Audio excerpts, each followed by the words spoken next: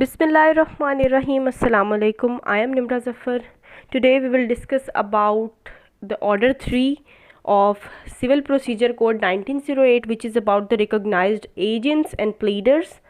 Order 3 CPC का जो है वो recognized agents और pleaders के बारे में है कि जो एक पार्टी जो कि एक अदालत में पेश नहीं हो सकती किसी भी रीज़न की वजह से, तो उसके बिहाफ पर जो उसके एजेंट्स हैं जिसको उसने ख़ुद से ऑथराइज़ किया है, जिनके पास पार्टी के बिहाफ पर पावर ऑफ अटॉर्नी हो कोर्ट में पेश होने की, उसको कहते हैं हम रिकॉग्नाइज्ड एजेंट्स, जिसको पार्टी ने ख़ुद से ऑथराइज़ किया हो। और उसके बाद आ जाते हैं प्लीडर, जो उनके बिहाफ पे प्लीड करेंगे, जैसे कि एडवोकेट्स वगैरह हैं। तो इनके बारे में हम पढ़ना है कि कौन कौन सा पर्सन जो है वो रिकॉग्नाइज्ड एजेंट या प्लीडर बन सकता है और कोर्ट में जो है वो कैसे कैसे एक पार्टी अपीयर हो सकती है। रूल 1 ऑर्डर 3 का क्या कहता है? अपीयरेंस एट्सेट्रा में be in person by recognised agents और प्लीडर्स। जो कोर्ट में अपीयरेंस होनी है एक पार्टी की, बेशक वो डिफेंडेंट है, बेशक वो प्लेंटिफ है, उसकी जो कोर्ट में अपीयरेंस होनी है, उसने जो कोर्ट में पेश होना है, वो खुद भी हो सकता है, इन पर्सन मतलब खुद से होना, और किसी अपने रिकॉग्नाइज्ड एजेंट जिसको उसने ऑथराइज़ किया हो उसके थ्रू भी हो सकता है। मतलब अगर वो नहीं आ सकता तो उसका रिकॉग्नाइज्ड एजेंट भी आ सकता है, और उसके अलावा जो प्लीडर्स होते हैं वो भी आ सकते हैं। इसको देखते हैं कि एनी अपीयरेंस, एप्लीकेशन या कोई एक्ट जो कि अदालत में होना हो, अदालत में या तो अपीयर होना है, कोई एप्लीकेशन है, या कोई भी काम जो कि अदालत में होना हो, तो उसमें क्या होगा? द पार्टी में इट में be done by the party. वो कैसे होगा कि पार्टी इन पर्सन भी आ सकती है, रिकॉग्नाइज्ड एजेंट भी उसका आ सकता है, और प्लीडर भी आ सकते हैं उसके। ये है रूल 1। और इसकी एक एक्सेप्शन है कि जहाँ पर कोर्ट आपको डायरेक्ट करेगी कि आपने इन पर्सन आना है, मतलब जो प्लेंटिफ है, ये डिफेंडेंट है, उसको कहेगी आप इन पर्सन आए, मतलब आपकी पर्सनल अपीयरेंस जो है वो कोर्ट में आना जो है आपका ज़रूरी है। प्लीडर का या रिकॉग्नाइज्ड एजेंट का यहाँ आना ज़रूरी नहीं है, आपका आना ज़रूरी है। तो कोर्ट उसको डायरेक्शन देगी, तो वहाँ पर जो है ये एक्सेप्शन आ जाती है, तब उसे खुद आना पड़ेगा। उसके बाद आ जाता है रूल 2 रिकॉग्नाइज्ड एजेंट्स के बारे में कि रिकॉग्नाइज्ड एजेंट्स जो हैं वो कौन हो सकते हैं। पहले वो पर्सन जिनके पास पावर ऑफ अटॉर्नी होगी। पावर ऑफ अटॉर्नी मीन्स कि ऐसा पर्सन जिसको पार्टी ने खुद ऑथराइज़ किया हो, इन राइटिंग उसको अथॉरिटी दे दी गई है कि मेरे बिहाफ पे ये कोर्ट में पेश हो सकता है, तो उसको कहते हैं कि उस पर्सन के पास क्या है? पावर ऑफ अटॉर्नी है। तो वो क्या हो जाएगा? पार्टी का रिकॉग्नाइज्ड एजेंट बन जाएगा।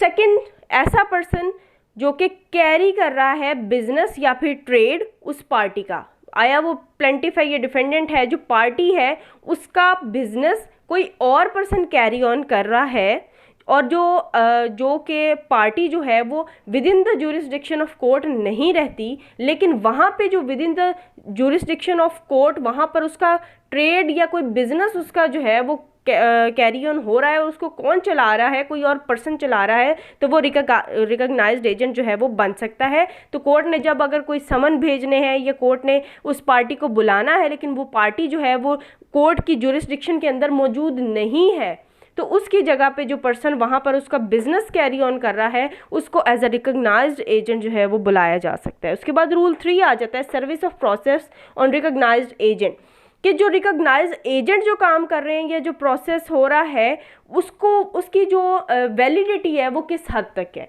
ठीक है, तो इसमें फर्स्ट पॉइंट है कि जो प्रोसेस सर्व्ड, जो कि process served by recognised agent है, वो उसी तरह सेम टू सेम इफेक्चुअल है, या उसका इफेक्ट भी उसी तरह है, या वो उसी तरह वैलिड है जैसे कि अगर वो पार्टी जो है वो काम कर रही होती तो वो वैलिड होता। क्योंकि ये जो है रिकॉग्नाइज्ड एजेंट्स हैं, ये प्लीडर्स जो होते हैं, ये उनके बिहाफ पर उनकी कंसेंट से ही कोर्ट में आ रहे होते हैं। तो इसका मतलब है कि अगर वो आ रहे हैं या फिर पार्टी जो है वो इन पर्सन आ रही है, तो वो इफेक्टिव जो है वो इफेक्चुअल जो उसकी कैपेसिटी है वो बिल्कुल सेम टू सेम है।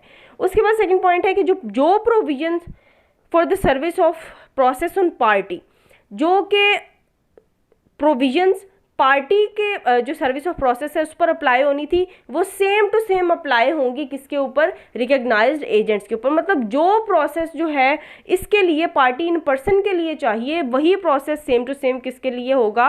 रिकग्नाइज्ड एजेंट्स के लिए भी होगा। उसके बाद आ जाते हैं रूल 4 पर।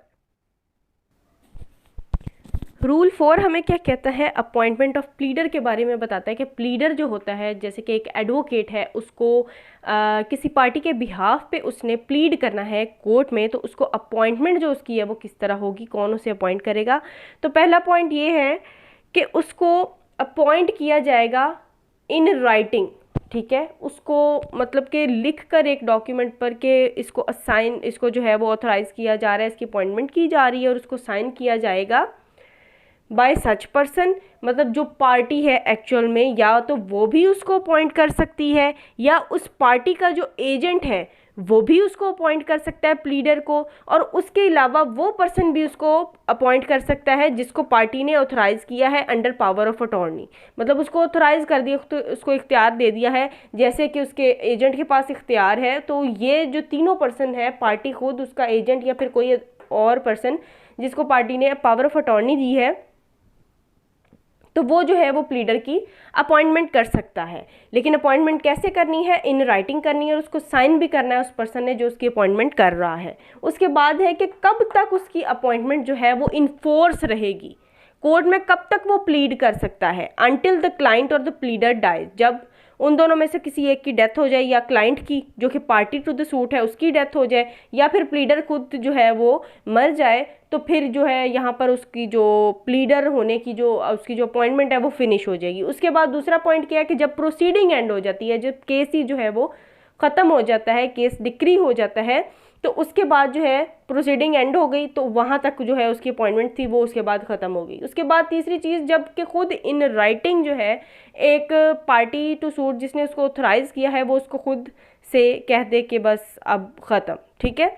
उसके बाद क्या पॉइंट है, any person by whom appointment of the pleader is to be made, जहाँ पर किसी पर्सन ने, इन तीनों में से किसी पर्सन ने उसको ऑथराइज जो है अपॉइंट करना है प्लीडर को, लेकिन वो जो पर्सन है वो unable to write his name, उसको अपना नाम लिखने के काबिल नहीं है, या वो माजूर है, या कुछ भी हो सकता है, तो वो कैसे पता चलेगा कि इसी पर्सन ने इसको ऑथराइज किया है या इसी पर्सन ने इसको अपॉइंटमेंट की है। उसकी डॉक्यूमेंट की जो अटेस्टेशन है वो किस तरीके से होगी, वो होगी manner specified by the order of the court. जैसे कोर्ट कहेगी कि आप इस मामले में कैसे डील करना है, तो वो वैसे उसके मुताबिक जो है वो चला जाएगा। उसके बाद जो पॉइंट है वो है मेमोरेंडम ऑफ अपीयरेंस।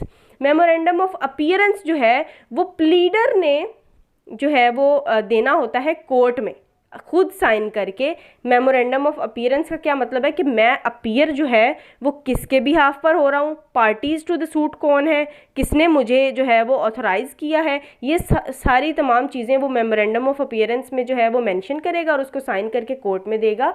कौन देगा, प्लीडर देगा। ये है रूल 4। अब आ जाते हैं रूल 5 पर। रूल 5 ये कहता है कि service of process on pleader, कि जो भी सर्विस होनी है, जो प्लीडर जो है किसी पार्टी के बिहाफ पर जो कि एक्ट कर रहा है, तो जो भी काम होगा या कोई चीज़ अगर भेजनी है प्लीडर को या पार्टी को, तो वो प्लीडर को कैसे भेजी जाएगी, लेफ्ट एट द ऑफिस और any residence of such pleader. तो या तो वो प्लीडर के ऑफिस में, जैसे कि एडवोकेट का जो चैम्बर होता है वहाँ पर भी भेजी जा सकती है, और उसकी रेजिडेंस पर भी, पर्सनल रेजिडेंस पर भी भेजी जा सकती है। और जो भी ये प्रोसेस होगा इसको ऐसे ही समझा जाएगा, presumed to be duly communicated to party whom the pleader represents। तो ऐसे ही समझा जाएगा कि अगर प्लीडर को जो भी प्रोसेस हो रहा है वो ऐसे ही समझा जाएगा कि जो वो चीज़ें कम्युनिकेट कर दी गई हैं पार्टी को, जो है वो प्लीडर जिसकी पार्टी के बिहाफ पर जो है वो कोर्ट में काम कर रहा है या उसके बिहाफ पर पेश हो रहा है। उसके बाद लास्ट है रूल 6 है एजेंट्स टू एक्सेप्ट सर्विस।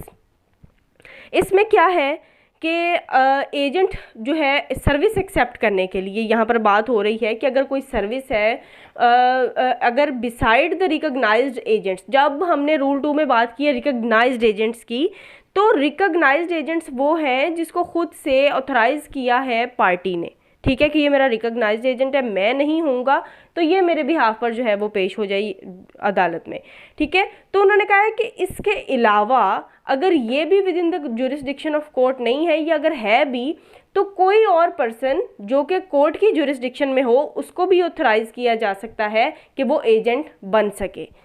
उसके बाद जो इसकी अपॉइंटमेंट होनी है एजेंट की, जो कि jurisdiction with in the jurisdiction of court है, अगर इसकी अपॉइंटमेंट होनी है तो वो कैसे होगी कि प्रिंसिपल जो है जिसने इसे अपॉइंट करना है वो इन राइटिंग इसको अपॉइंट करेगा, और इसकी जो अपॉइंटमेंट है उसकी एक सर्टिफाइड कॉपी उसकी जो एक कॉपी है वो कहाँ भेजी जाएगी, कोर्ट में, कि ये भी जो है एक नया एजेंट जो है इस पार्टी का वो अपॉइंट हो चुका है, तो अब कोई अगर सर्विस होनी है तो वो इसको भी की जा सकती है.